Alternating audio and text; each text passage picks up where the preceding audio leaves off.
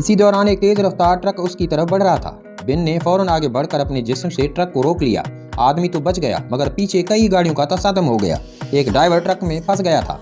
बिन ने पूरी ताकत से उसे और निशस्त्र को बाहर निकाला, लेकिन पहुंचने वाली पुलिस ने उसे खतरनाक मखलूक समझ लिया। रेड की टीम वहां पहुंच गई। पुलिस ने इलाके को घेर रखा था।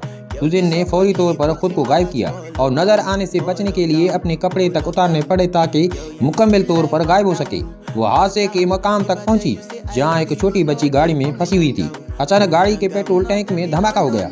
जानी आसमान में बुलंद होकर अपने जिस्म से निकलती आग के जरिए बच्ची को बचाने पहुंचा। शोले मजीद फैलने ही वाले थे कि सुजैन ने बेसाख्ता हाथ बढ़ाया और पहली बार उसने हिफाजती तवानाई की ताकत इस्तेमाल की, जिसने धमाके को थाम लिया। एक फायर ब्रिगेड की गाड़ी धमाके से बचने की कोशिश में पुल से नीचे गिर गई और उसमें मौजूद अमला खतरे में था। बिन ने पूरी ताकत लगाकर गाड़ी को सहारा दिया, मगर एक फायर फाइटर नीचे गिरने लगा। इसी लम्हे वो